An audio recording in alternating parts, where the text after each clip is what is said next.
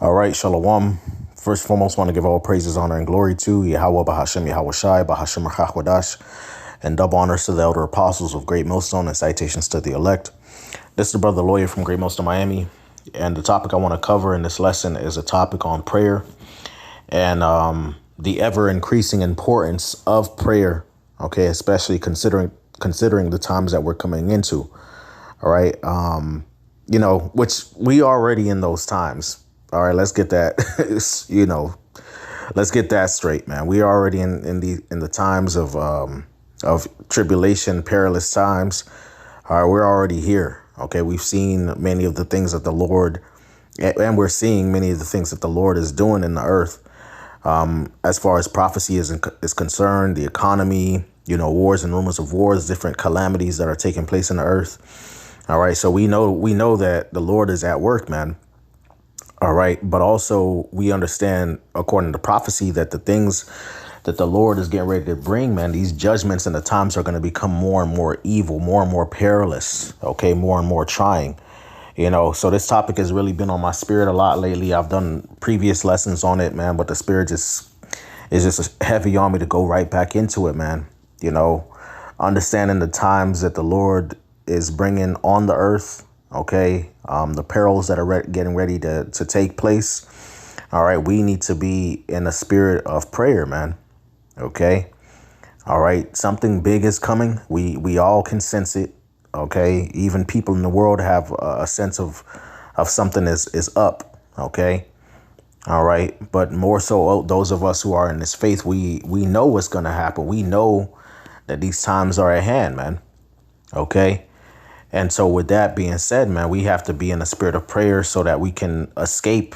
OK, the things that are getting ready to come to pass. All right. So, that's just the topic. I don't know exactly which precepts I'm going to bring out. I got a few on my mind, and may the Spirit lead me to edify the elect. OK, this is Luke chapter 21:34. It says, take heed to yourselves, lest at any time your hearts be overcharged with surfeiting and drunkenness and cares of this life, and so that day come upon you unawares. All right. So what is the day that it's talking about? We're talking about the time and day of Jacob's trouble. OK, is that literally a day, like one day? No, it's a period of time. All right. The hour of temptation, Jacob's trouble, a time of trouble. We have various precepts on that. OK, and so the Lord is giving us an admonition, man. All right. To take heed, to be on our watch, man, to be on guard. OK. All right. To be on the alert. OK. Of ourselves, man, because this flesh is weak. OK. All right. This flesh is weak, and this flesh at times can get lulled, or rocked to sleep or distracted by the things of this world, man. OK. All right. Such as mirth, partying, drinking and, just partaking of the pleasures of the flesh. The cares of this life, your family, your woman, your children, your bills, your job, these things all serve as distractions. OK, and so Yahweh Shai admonishes us to be on guard and on the alert. OK, lest at any time your hearts be overcharged, man. So that goes to show you how serious this admonition is, man. OK. All right, because if at any time our hearts are overcharged by these things, all right, that puts us at a detriment and at a disadvantage. OK. All right. To be caught unawares, man. OK. And it's serious, man, when you actually, this is a serious admonition, man, because when you read this in the NLT, it says, watch out. Don't let your hearts be dulled by carousing and drunkenness and by the worries of this life. Don't let that day catch you unawares. OK, or unaware. So these things of the world, the pleasures of the flesh, the concerns and cares of this life, whether we notice it or not, or accept it as true or not, these things have a tendency to dull our spiritual alertness. OK, to dull our resolve, to dull our awareness. OK. So Yahushua is saying these things so that we can be aware of that, okay, and act accordingly, okay. Which, what is acting accordingly, right? So verse 35, it says, "For as a snare shall it come on all them that dwell on the face of the whole earth." So Yahushua is giving us the admonition because these things are going to come as a snare. It's going to come suddenly and swiftly. These plagues and judgments that are getting ready to go out in the earth. Okay, even before the MOT becomes mandatory, because we know and believe, according to prophecy, that Esau is going to use the MOTB as a solution to the chaos, which means that chaos is going to precede the MOTB being made. Okay. All right. Or being made mandatory, I should say. Right. So these troublous times that are coming are going to come as a snare. They're going to catch people off guard. Right. So the word snare in the Greek is G3803, which is pagis. And it means snare, trap, noose of snares in which birds are ensnared and caught. Implies unexpectedly, suddenly, because birds and beasts are caught unawares. Right. So these things, right, like drunkenness, surfeiting, pleasures of the flesh, being all up into your flesh, the concerns and worries of this life.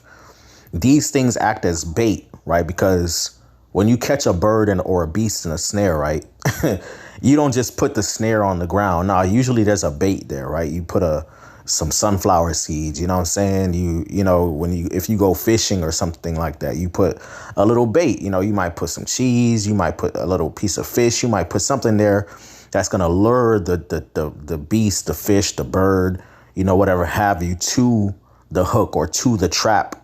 OK, and they get comfortable. OK, or they get overly concerned with the bait, and then boom, the trap is set and they get caught. Right. They get caught unawares. Why? Because their attention is so focused on something that's alluring to their flesh. Right. That's taking up their attention. It says a snare, whatever brings peril, loss, destruction of a sudden and unexpected deadly peril of the allurements and seductions of sins. Of sin, the allurement to sin by which the devil holds one bound, the snares of love. Right. So these things are enticing, whether we notice them or not. OK, they entice you, even things that might vex you. OK, you might be vexed because of your job. You might be vexed because of, financial situations or family situations. They're vexing. But nonetheless, these things, if you're not careful, can still be an enticement. OK, they can still allure you and distract you from the main goal, which is being alert and focused. OK, the main goal is being focused on the will of the Lord. All right. So we have to be careful of these things because Yahushua would not have said these things if it wasn't important. OK, he would not have said these things if it wasn't there for us to apply. Right. And to be mindful of these things. OK, so Luke 21:36, going back to my main point, right, which is going into the course of action that we should take. All right. Verse 36, which is watch ye therefore and pray always, that ye may be accounted worthy to escape all these things that shall come to pass and to stand before the Son of Man. OK, so we got to pray. All right. We got to watch, which watching. All right. Watching, on one level, it's, of course, paying attention to the prophecies. We know certain things that are taking place in the earth have taken place. All right. And then, of course, we go to the scriptures. We link it up with the scriptures, and then we bring out videos. We do our lessons and things of that nature. Right. And then we go out to camp. We bring it out. We know about the different pestilences that are taking place in the earth. We know about different earthquakes in diverse places, wars and rumors of wars, economic upheaval, civil war. We know about these things. Right. So that's one level of watching. But also another level of watching is also understanding the implications that these things will have on our lives. OK, because the Lord is getting ready to change our status quo. Things are not going to remain the same. OK, so, yeah, the trying times are coming. OK. All right. And we know that the destruction and these evils are mainly for the wicked. But these things are going to try our faith, too. OK, So we have to understand that these things are not just happening and happening to people outside of the faith, but they're going to have a direct effect on us to a certain degree. OK, which is why we have to pray. OK, so that we may be accounted worthy to escape these things, so that these things don't overcome our faith, don't overcome our spirit. OK, so that we don't become offended at prophecy, which that's a very beautiful lesson that Elder Yashawamba did want to say a few years ago. Don't be offended at prophecy. OK, because a lot of these things is getting ready to take place on the earth are going to have a direct effect on us. OK. All right. A lot of these prophecies that we read about are going to have a direct effect on us, on our current day to day way of life. OK, so we can't be offended at these things and start, getting out of character, which is why we need to pray. OK, going back to the main point of this lesson is prayer. OK, pray to, be delivered from these things. Pray for mercy. Pray for strength to endure. Pray to not be offended. OK, pray to maintain, the spirit remains on us. All right, until the end, so that we can eventually be delivered, man. OK, because shit's getting ready to get real, man. Shit is getting ready to get real, and there ain't no easy way to put it. Ain't no, way to butter it up. Nah, things are getting ready to get real. We know all hell's getting ready to break loose. OK, the economy is going to be crazy. It's going to be violence out here, and then on top of that, persecution is coming. So we need to be in prayer. We need to be begging the Lord, for spiritual things. Pray for the fruits of the spirit. Pray for guidance. Pray for deliverance. Pray for your family. Pray for your children. Pray for brothers. OK, these things are integral. These things are of much importance. OK, and it cannot be stressed enough. All right. This is 1 Peter chapter 4, verse 7. It says, but the end of all things is at hand. Be therefore sober and watch unto prayer. OK, the end of all things is at hand. All right. This current course of life that we live in Babylon, this is not the end all be all, man. It's going to continue to degrade and devolve into chaos. OK. All right. It's going to continue to degrade and break down. And eventually we going to find ourselves off grid. Yo, this is crazy. Shit. All right. We're going to, things are getting ready to change up, man. And a lot of people are getting ready to be offended. Don't get it twisted. A lot of people are getting ready to be offended. OK, people calling themselves Israelites, Bible thumping Christians, close relatives, family members, friends. People you thought was down, they not down. A lot of people getting ready to be offended. And Yahushua said that. OK, Yahushua said, then shall many be offended and shall betray one another. This is why we got to pray, man. OK, this is why we got to pray and pray and pray. Yahushua keep the spirit upon us, man. As much as you can think about it, pray that the Lord keeps the spirit upon us, gives us the strength to endure, because this is very serious, man. OK, we need divine strength, and guidance to get through these times. OK. All right. Matter of fact, I got to get Psalm chapter 17. I was meditating on that precept earlier, or that chapter, because I was looking through different precepts I wanted to bring out. So, yeah, this is one of the precepts that the Lord led me to. Psalm 17 and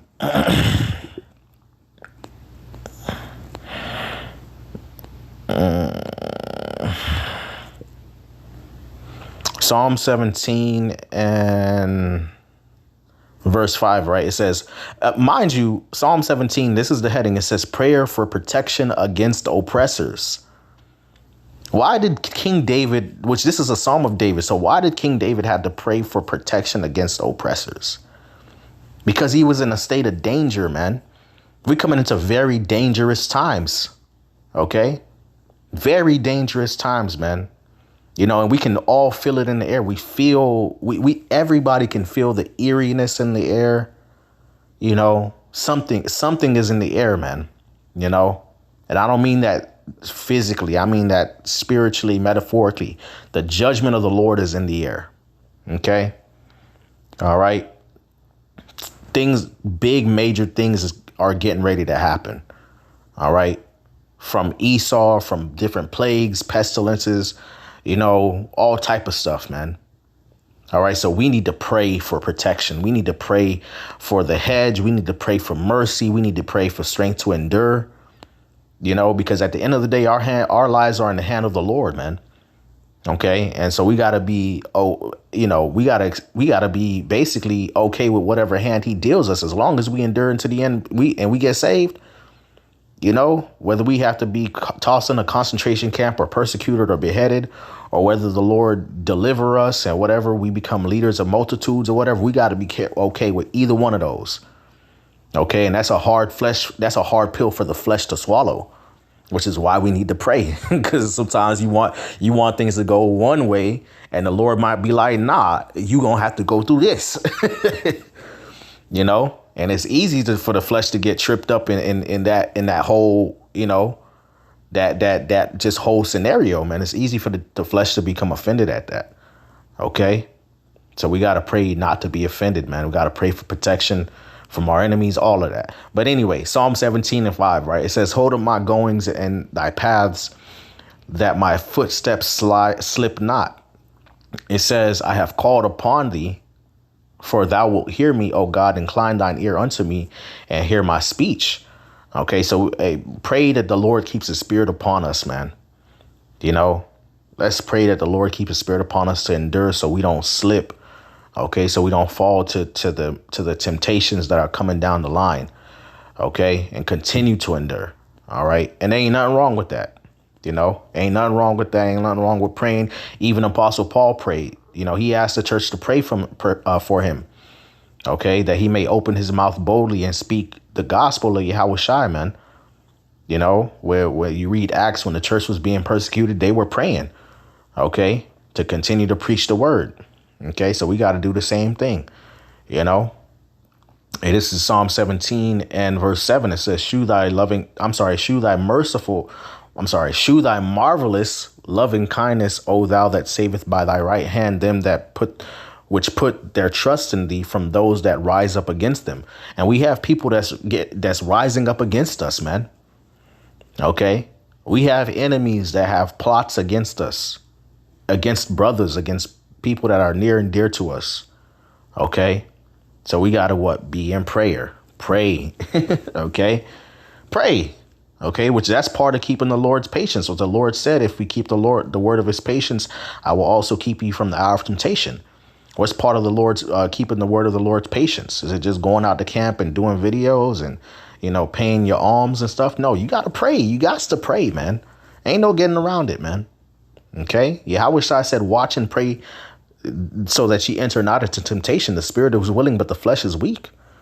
OK, so we got to pray. Yahushua, man, protect us, keep the spirit upon us, you know, to walk this path, even in the face of danger and persecution and uncertainty, you know, and opposition. Babu Kashaya, Yahushua, keep the spirit upon us to endure, deliver us, have mercy upon us. OK, it says, keep me as the apple of thy eye, hide me under the shadow of thy wings, from the wicked that oppress me, from my deadly enemies who compass me about. We are surrounded, man. OK, they are enclosed in their own fat, with their mouth they speak proudly. They have now compassed us in our steps. They have set their eyes bowing down to the earth, like as a lion that is greedy of his prey, and as it were a young lion lurking in secret places. OK, so Esau is plotting. Our enemies are plotting. OK, we know they have eyes on us. They have their desire set upon us to destroy us. OK, arise, O Lord, disappoint him, cast him down, deliver my soul from the wicked, which is thy sword. OK, all right. So may the Lord deliver us, man. OK, may the Lord protect us. OK, may the Lord keep his spirit upon us to endure. OK. Let's go to, I mean, that's basically it, you know.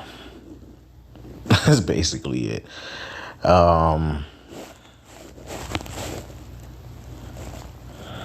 Luke 18, maybe it's Luke 18. Luke 18:1, it says, and he spake a parable unto them to this end, that men ought always to pray and not to faint. Which, that's the point. That's basically the point. We need to be praying, man. Okay. We ought always to pray and not to faint. So, yeah, I'm just going to leave it there, man. Lord willing, this video is edifying, man. Trying times are ahead. The Lord is getting ready to do major things in the earth. Okay. Stay before the Lord and pray. Pray for yourself. Pray for the brothers. Pray for your family. You know, pray for deliverance. Pray.